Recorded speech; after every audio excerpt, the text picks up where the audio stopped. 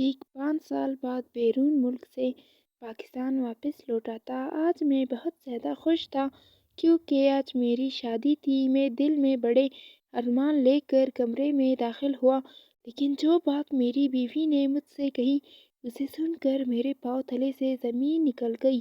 میں نے زندگی میں کبھی کسی کے ساتھ غلط کام نہیں کیا تو پھر یہ میرے ساتھ کیوں ہوا؟ میں نے تو کبھی کسی کی عزت خراب نہیں کی۔ عزت خراب کرنا تو دور کی بات ہے، میں نے تو کبھی کسی کی عزت خراب کرنے کے متعلق سوچا بھی نہیں تھا۔ میں تو ایک شریف اور عزت دار گھرانے سے تعلق رکھتا تھا، ہر کسی کو عزت کی نگاہ سے دیکھتا تھا۔ پھر میری بیوی کیا کہہ رہی تھی، ایسا کیسے ہو سکتا ہے؟ میں تو اپنی بیوی کی باتیں سن کر ایک دفعہ چکرا گیا تھا۔ میں تقریباً 5 سال پہلے بیرون ملک میں تھا اور کچھ ہی دن ہوئے تھے میں واپس آیا تھا، اور میرے آتے ہی میرے گھر والوں نے بتایا کہ ہم نے تمہاری شادی فائنل کر دی ہے تمہاری خالہ کی بیٹی سے۔ مجھے یہ سن کر عجیب لگا کہ مجھ سے پوچھے بغیر میرے گھر والوں نے میری شادی طے کر دی۔ میں نے کہا کہ اگر وہ آپ کو اچھی لگتی ہے تو میں بھی راضی ہوں، کیونکہ رہنا تو اس نے میرے گھر والوں کے ساتھ ہی تھا۔ اس طرح کچھ ہی دنوں کے اندر اندر میری شادی ہو گئی۔ میں نے اپنی اس کزن کو بھی تقریباً 5 سال پہلے دیکھا تھا، اس لیے میرے ذہن میں اس کا کوئی خاص خاکہ بھی موجود نہیں تھا، لیکن میں اپنے والدین کی خوشی کے لیے اس شادی پر تیار ہو گیا۔ اپنے والدین اور بہن بھائیوں کا جوش و خروش دیکھ کر میں بڑا مطمئن تھا اور میں پورے دل سے شادی کے لیے تیار ہو گیا تھا۔ میری شادی بڑی دھوم دھام سے کی گئی اور تمام رسمیں بڑی چاہ میں پوری کر دی گئی۔ آخر وہ وقت بھی آ گیا جب میری بیوی کا رخصت ہو کر میرے گھر آنا تھا، کیونکہ میرے دل و دماغ میں کوئی اور نہیں تھی، اس لیے میں نے پورے دل سے اور دماغ کی تمام رضامندی کے ساتھ اپنی بیوی کو قبول کیا تھا۔ اور اب مجھے فطری تجسس تھا کہ میں اپنی بیوی کو دیکھوں، لیکن میری کزن اور میرے دوست جمع تھے اور مجھے کمرے میں جانے نہیں دے رہے تھے، لیکن رات کے مجھے کمرے میں جانے کی اجازت مل گئی۔ میں دل میں ہزاروں ارمان لیے کمرے میں داخل ہوا۔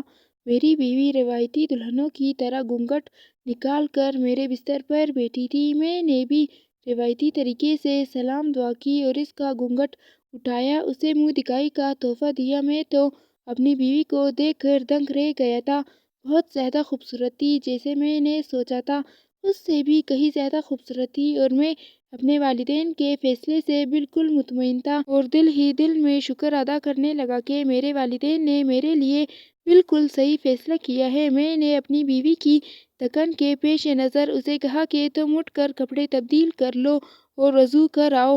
میں نماز روزے کا بہت پابند تھا۔ بیوی کپڑے تبدیل کر کے آئی تو ہم نے مل کر نوافل ادا کیے، اور میری بیوی ابھی دعا مانگ رہی تھی اور میں بستر پر بیٹھ کر اس کا انتظار کر رہا تھا۔ میں ایک فطری عمل تھا۔ میری بیوی میرے پاس آ کر بیٹھی تو اس نے کہا، کیا آپ اس شادی سے خوش ہیں؟ میں نے کہا، ہاں میں بہت خوش ہوں۔ کیا تم اس شادی سے خوش نہیں ہو؟ تو اس نے کہا کہ خوش نہ ہونے کا سوال ہی پیدا نہیں ہوتا، اور اس کے بعد جو بات اس نے کہی اس نے میرے پاؤں کے نیچے سے زمین کھینچ لی۔ اس نے کہا کہ وہ تو 6 ماہ کی حاملہ ہے، اس لیے میں اس کے قریب مت آؤں، اور اس کی بات سن کر مجھے شدید غصہ آیا کہ ایسا کیسے ہو سکتا ہے، میرے خاندان والے میرے ساتھ کیسے دھوکہ کر سکتے ہیں، اور سب سے بڑھ کر میرے ماں باپ میرے ساتھ کیسے دھوکہ کر سکتے ہیں؟ کیا انہیں معلوم تھا کہ زبردستی بھی کرے تو بھی میں اس بچے کو قبول نہیں کروں گا جب میری کوئی غلطی نہیں ہے؟ میں نے مرد ہو کر خود کو سنبھال کر رکھا ہے، میں کسی دوسرے کے بچے کو اپنا نام کیوں دوں؟ بیوی کی بات سن کر خاموشی سے دوسری طرف ہو کر میں لیٹ گیا۔ وہ مجھ سے بات کرنا چاہ رہی تھی، مجھے کچھ بتانا چاہ رہی تھی، لیکن میں نے اس کے بعد اس کی بالکل کوئی بات نہ سنی۔ میرا دماغ بند ہو چکا تھا اور دل کہہ رہا تھا ساری دنیا کو آگ لگا دوں۔ میں نے سوچ لیا تھا کہ صبح ہوتے ہی سب اپنے والدین کو بتا دوں گا، اور وہ یقیناً کچھ نہیں جانتے ہوں گے، ورنہ میرے ساتھ یہ ناانصافی کبھی نہ کرتے۔ مجھے لگ رہا تھا غصے سے میرا دماغ پھٹ جائے گا۔ میں نے نہ جانے کیا کچھ سوچ لیا تھا، اور یہ کیا ہو گیا؟ کبھی دماغ میں آتا تھا کہ ہمارے خاندان کی تربیت اتنی گری ہوئی تو نہیں ہے کہ میری نامنہوت بیوی اس راستے پر چل نکلی تھی۔ مجھے اس سے شدید نفرت محسوس ہو رہی تھی اور وہ بار بار مجھے کچھ بتانے کی کوشش کر رہی تھی۔ آخر تنگ آ کر میں اس کو کمرے میں چھوڑ کر کمرے سے نکل گیا اور جا کر ایک دوسرے کمرے میں سو گیا۔ سارے دن کی تھکان تھی اور سر پہ یہ ٹینشن سوار تھی۔ سوچتے سوچتے کب میری آنکھ لگی مجھے معلوم ہی نہ ہوا۔ صبح فجر کی اذان کے ساتھ میری آنکھ کھلی تو مجھے یاد آیا کہ رات میرے ساتھ کیا ہوا تھا۔ ایک دفعہ تو دل کیا کہ واپس کمرے میں نہ جاؤں، لیکن پھر گھر میں موجود مہمانوں کا خیال آیا تو میں نے سوچا یہ تو ہمارے خاندان کی عزت تھی۔ مگر مہمانوں کو یہ بات معلوم ہو گئی کہ میں ساری رات کمرے سے باہر تھا تو نہ جانے کیا کیا باتیں بنائیں گے، اس لیے میں خاموشی سے اپنے کمرے میں چلا گیا۔ بیوی نماز پڑھ رہی تھی۔ اس کو نماز پڑھتے دیکھ کر مجھے اس پر شدید غصہ آیا کہ ایسی حرکت کرتے ہوئے اسے اسلام یاد نہیں آیا، اللہ سے بالکل نہیں ڈری اور اب نماز پڑھ کر خود کو بڑا نیک ثابت کرنے کی کوشش کر رہی ہے۔ میں خاموشی سے بستر پر لیٹ گیا اور سو گیا۔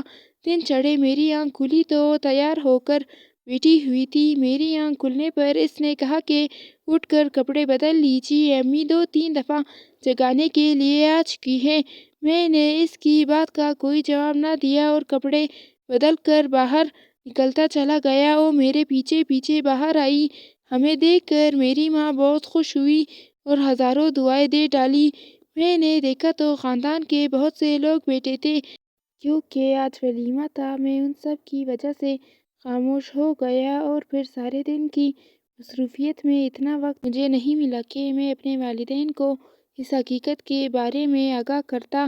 میں نے سوچا ایک دن اور صحیح میں اس کے والدین کو اپنے والدین کو ساتھ بٹھا کر یہ حقیقت بتاؤں گا۔ میرے صبر کی انتہا ہو چکی تھی، لیکن جب اگلے دن میرے سسر مقابلے کے لیے اپنی بیٹی کو لینے آئے تو میں نے ان کو بٹھایا اور اپنے والدین کو بٹھا کر بھی یہ حقیقت بتا دی کہ آپ کی بیٹی 5 ماہ کی حاملہ ہے اور میں تو اس کو قبول نہیں کر سکتا۔ یہ سن کر مجھے تو لگتا تھا جیسے سب کو جھٹکا لگے گا، لیکن ان میں سے کوئی بھی حیران نہیں ہوا۔ میں دیکھ کر ابھی حیران ہو ہی رہا تھا کہ میری ماں نے کہا ہم جانتے ہیں کہ وہ 5 ماہ کی حاملہ ہے، لیکن ہم یہ بھی جانتے ہیں کہ یہ بچہ تمہارا ہے۔ میں نے کہا میں تو 5 سال سے ملک سے باہر تھا تو یہ میرا بچہ کیسے ہو سکتا ہے؟ میں نے چیختے ہوئے اپنی ماں سے کہا آپ لوگ تو مجھ پر الزام نہ لگائیں نا، دنیا جانتی ہے کہ میں 5 سال سے باہر ملک سے باہر تھا، میں تو اس کو 5 سال سے دیکھا بھی نہیں تھا۔ یہ میرا بچہ کیسے ہو سکتا ہے؟ لیکن سب ضد تھے کہ یہ بچہ تمہارا ہی ہے اور تم اس کو طلاق نہیں دے سکتے۔ میرا دماغ تو چکرا کر رہ گیا۔ میں نے تو اپنی بیوی کو چھوا تک نہیں تھا تو یہ میرا بچہ کیسے ہو سکتا ہے؟ اور اگر یہ جھوٹ ہے تو میرے والدین جھوٹ میں کیسے ساتھ دے سکتے ہیں؟ میری بیوی نے کہا میں تو پردے کی پابند ہوں کہ محلے میں بھی کسی نے میری شکل تک نہیں دیکھی۔ آپ نے ایسے کیسے سوچ لیا کہ میں نے کوئی گناہ کیا ہوگا؟ میں تو اپنے والدین کا اعتماد سے جھوٹ بولتا دیکھ کر ہی حیرت میں رہ گیا تھا۔ میں نے کہا ٹھیک ہے، اگر آپ کو یہی لگتا ہے یہ میرا بچہ ہے تو ڈی این اے ٹیسٹ کروا کر یہ بات ثابت کریں۔ اس بات پر میرے والدین اور سسر نے کہا شوق سے ڈی این اے ٹیسٹ کراؤ تاکہ تمہیں بھی معلوم ہو جائے کہ یہ بچہ تمہارا ہی ہے۔ میں نے کہا اگر یہ بچہ میرا ہوا تو میں اس کو ساری دنیا کے سامنے اون کروں گا۔ یہ سب سن کر وہ سب مطمئن ہو گئے۔ مجھے معلوم تھا یہ بچہ میرا نہیں ہے، اس لیے میں نے اتنی بڑی بات کہہ دی تھی۔ میں نے کہا کہ آج ہی میں اپنی بیوی کو لے کر جاتا ہوں۔ انہوں نے کہا آج نہیں، ابھی نئی نئی شادی ہوئی ہے، 1-2 دن ٹھہر جاؤ۔ اور اس طرح میں اور میری بیوی ندی کے 2 کناروں کی طرح زندگی گزار رہے تھے، لیکن میرے ذہن میں وہ تمام باتیں گردش کر رہی تھی کہ ایسا کیسے ہو سکتا ہے۔ میں نے زیادہ دن انتظار نہیں کیا اور اپنی بیوی کو لے کر ڈاکٹر کے پاس چلا گیا اور اس بچے کا اور اپنا ڈی این اے ٹیسٹ کروایا اور رپورٹ آئی تو میں یہ دیکھ کر حیران رہ گیا کہ وہ میرا ہی بچہ تھا۔ کیونکہ ہر انسان کا ڈی این اے الگ الگ ہوتا ہے، مجھے لگا کہ کسی نے ڈی این اے رپورٹ بدل دی ہے اور پیسے دے کر یہ سب کیا ہے۔ مجھے تسلی نہ آئی، اس لیے میں نے 1-2 اور لیب سے بھی چیک اپ کروایا، لیکن ہر دفعہ رپورٹ پازیٹیو آئی۔ اب تو میں پریشان ہو گیا کہ ایسا کیسے ہو سکتا ہے، یہ میرا بچہ کیسے ہو سکتا ہے؟ اور ہر لیب کو تو یہ نہیں خرید سکتے نا، تو پھر یہ کیا ہے؟ ایسا ہونا تو ناممکن ہے نا، کیونکہ یہ ثابت ہو گیا تھا کہ یہ بچہ میرا ہے، اس لیے میں کچھ بھی نہیں کر سکتا تھا اور مجھے اس بچے کو قبول کرنا تھا۔ لیکن وہ شادی کے وقت ہی 5 ماہ کی حاملہ تھی، تو 4-5 ماہ بعد بچہ پیدا ہو جاتا تو لوگوں نے تو باتیں بنانی تھی، اس لیے میں بیوی کو لے کر دوسرے شہر چلا گیا۔ وہاں بھی ہم دونوں اجنبیوں کی طرح رہتے تھے اور مجھے اس بچے سے کوئی خاص دلچسپی نہیں تھی، کیونکہ مجھے معلوم تھا یہ بچہ میرا نہیں ہے، لیکن رپورٹ یہی بتا رہی تھی کہ بچہ میرا ہے۔ خدا خدا کر کر کے بچہ پیدا ہوا، وہ بہت خوبصورت تھا۔ مجھے اب اس بچے سے خون کی کشش محسوس ہوتی، جو میرے لیے حیرانگی کا باعث تھی۔ میں جانتا ہوں وہ میرا بچہ نہیں ہے، تو پھر مجھے خون کی کشش کیسے محسوس ہو رہی ہے؟ اور اس بچے کو اپنا بچہ میں کہنے پر مجبور کر رہا تھا، لیکن دماغ اس دل کے خلاف فتوی دے رہا تھا۔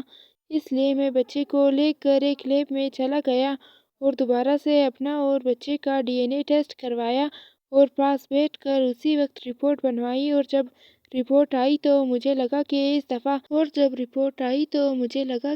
دفعہ رپورٹ الگ ہوگی، کیونکہ یہ ہمارے خاندان میں سے کوئی نہیں تھا اور بیوی کو بھی میں ساتھ نہیں لے کر آیا تھا۔ لیکن رپورٹ اس دفعہ بھی پازیٹیو تھی۔ اب تو میرا دماغ صحیح معنوں میں گھوم گیا ہے کہ یہ کیا چکر ہے، اور اس کا جواب صرف میری بیوی ہی دے سکتی تھی۔ میں گھر واپس گیا اور جا کر اپنی بیوی سے میں نے کہا کہ مجھے سچ سچ بتاؤ یہ سب کیا ہے؟ تم بھی جانتی ہو اور میں بھی کہ میں ملک سے باہر تھا اور یہ میرا بچہ نہیں ہے، تو پھر یہ سب کیا ہے؟ اس نے کہا کہ اگر آپ میری بات پر یقین کرتے ہیں تو میں آپ کو بتاتی ہوں کہ میں بھی نہیں جانتی یہ بچہ آپ کا کیسے ہے اور میرے پیٹ میں کیسے آیا، میں یہ بھی جانتی نہیں ہوں، اور میں اللہ کی قسم کھا کر کہتی ہوں کہ مجھے کسی بھی مرد نے آج تک ہاتھ نہیں لگایا۔ میں اس کی بات سن کر حیران رہ گیا، کیونکہ اتنے مہینے میرے ساتھ رہتی تھی، اس کے دن رات میرے وہ سامنے تھی۔ وہ بہت ہی پارسا لڑکی تھی اور نیک تھی، نماز روزے کی بہت پابند اور اپنے پردے کا بھی بہت خیال رکھتی تھی۔ تو ایسی لڑکی جو اپنے شوہر کے سامنے بھی خود کو ڈھانپ کر رکھے، وہ ایسا غلط کام تو نہیں کر سکتی تھی۔ پھر مجھے کیسے معلوم ہوگا کہ یہ بچہ میرا ہے؟ میں نے اس سے سوال کیا تو اس نے کہا یہ بات مجھے میری ماں نے کہی تھی، جبکہ میرے ہر سوال کا جواب اب میری ساس کے پاس تھا۔ لیکن ابھی ہم لوگ واپس اپنے گھر نہیں جا سکتے تھے، کیونکہ بچہ بہت چھوٹا تھا اور ہماری شادی کو ابھی بھی بمشکل 5 مہینے بھی نہیں ہوئے تھے۔ تو اس صورت میں خاندان والوں کے سوالوں کا جواب کون دیتا؟ بیوی اور بچے کو اکیلا چھوڑ کر میں بھی نہیں جا سکتا تھا، اس لیے مجھے صبر کرنا پڑا۔ اور یہ بات فون پر کرنے والی بھی نہیں تھی کہ میں ساس سے فون پر پوچھ لیتا۔ تقریباً 4 ماہ اور گزرے تو میں بیوی اور بچے کو لے کر گھر چلا گیا۔ اب کوئی اس بچے پر سوال بھی نہیں کر سکتا تھا۔ آخر سب لوگ بچے کو دیکھنے کے لیے اکٹھے ہوئے اور میں تو اس موقع کے انتظار میں تھا۔ میں نے ان سب کو بٹھایا اور کہا کہ جو بھی سچ ہے وہ آج آپ لوگ مجھے اور میری بیوی دونوں کو بتا دیں۔ آپ کے سامنے بیوی کو بھی قبول کر لیا ہے اور بچے کو بھی، لیکن کم سے کم مجھے سچ تو معلوم ہونا چاہیے، کیونکہ بیوی کو بھی نہیں پتا اور مجھے بھی نہیں پتا۔ میری ساس نے کہا کہ بیٹا جو تمہاری بیوی ہے یہ شروع سے ہی بہت دیندار ہے، نماز روزے اور پردے کی بہت زیادہ پابند ہے، اور آج کل کے دور میں لوگ پردے والی لڑکیوں کو پسند نہیں کرتے۔ اپنے پردے کی وجہ سے یہ خاندان کی شادی وغیرہ میں بھی نہیں جاتی تھی، اس لیے ایک جگہ منگنی کی، لیکن جب ان کو معلوم ہوا کہ لڑکی پردہ کرتی ہے تو انہوں نے منگنی توڑ دی۔ خاندان میں ایک جگہ اس کی بات چلی تو وہاں بھی اس کے دیندار ہونے کی وجہ سے بات ٹوٹ گئی۔ خاندان کے باہر کوئی بھی اس کو پردے کا پابند ہونے کی وجہ سے قبول کرنے کو تیار نہیں تھا، اور خاندان میں تم ایک آخری لڑکے بچے تھے جو اس کے ہم عمر تھے، ورنہ سب کی شادیاں ہو چکی تھی اور کسی نے بھی میری بیٹی کو قبول نہیں کیا تھا۔ مجھے اس بات کی بہت زیادہ فکر ہوتی تھی۔ میں نے اپنا مسئلہ اپنے بھائی بھابھی کے سامنے رکھا تو انہوں نے یہ بات قبول تو کر لی کہ وہ میری بیٹی کو اپنی بہو بنا لے گی، لیکن تم 4-5 سال سے ملک سے باہر تھے اور تمہیں کیسی لڑکی پسند ہے یہ ہمیں معلوم نہیں تھا، کیونکہ جو لڑکے ملک سے باہر چلے جاتے ہیں ان کی پسند بدل جاتی ہے۔ اب ہم کچھ ایسا کرنا چاہتے تھے کہ تم اس سے شادی سے کبھی انکار نہ کر سکو اور نہ ہی کبھی اس کو طلاق دے سکو، اور سب سے اہم چیز ہوتی ہے اولاد۔ جب مرد کے پاؤں میں اولاد کی بیڑی پڑ جائے تو مجبوراً صحیح عورت کے ساتھ نباہ کرتا ہے۔ ہم سب کو یقین تھا کہ یہ تمہیں ہمیشہ خوش رکھے گی، لیکن اس کے لیے ضروری تھا کہ تم اس کے ساتھ رہو۔ بس اسی لیے ہم نے جدید سائنس کا استعمال کیا، اور جب ہمیں پتہ چلا کہ تم پاکستان آنے کی تیاریاں کر رہے ہو تو ہم نے تمہارا ڈی این اے ایک ڈاکٹر کی مدد سے نکال لیا اور کلنگ کے ذریعے اس کو اپنی بیٹی میں ڈال دیا تاکہ یہ بچہ تمہارا ہو اور تم اس سے کبھی انکار نہ کر سکو۔ تو یہ بچہ تمہارا ہی ہے اور تم دونوں کا ہے، لیکن کیونکہ اب تم دونوں نے نکاح کر لیا ہے تو یہ بچہ ناجائز بھی نہیں ہے۔ میں تو یہ سن کر حیران رہ گیا۔ میں نے اپنے والدین سے کہا کہ کم از کم آپ لوگ تو یہ سب نہ کرتے کہ آپ لوگوں کو اپنی تربیت پر بھروسہ نہیں تھا۔ آپ لوگوں نے جب مجھے اس سے شادی کے لیے کہا تو میں نے ایک دفعہ بھی انکار نہیں کیا۔ میں تو اس کو دیکھا تک نہیں تھا، لیکن مجھے آپ لوگوں کی پسند پر بھروسہ تھا تو پھر ایسا قدم کیوں اٹھایا؟ لیکن اب جو ہونا تھا وہ تو ہو چکا تھا۔ ان سب لوگوں نے مجھ سے معافی مانگی کہ بس ان کے اندر کے ڈر نے ان سے یہ سب کروا دیا ہے، کیونکہ وہ سب میرے بزرگ تھے، اس لیے ہم دونوں میاں بیوی نے ان کو معاف کر دیا اور آج ہم خوشگوار زندگی گزار رہے ہیں۔ لیکن اس بچے کو دیکھ کر کبھی کبھی وہ تمام باتیں مجھے یاد آتی ہیں اور میں حیران ہوتا ہوں کوئی اپنی بیٹی کا مستقبل محفوظ کرنے کے لیے اس حد تک کیسے جا سکتا ہے۔ لیکن سچ کہتے ہیں مال اور اولاد فتنہ ہے، اور یہ انسان سے وہ کام بھی کرواتے ہیں جو انسان عام حالات میں بھی سوچ نہیں سکتا۔ اگر آپ کو اس چینل کی کہانیاں پسند آئے تو ضرور سبسکرائب کریں۔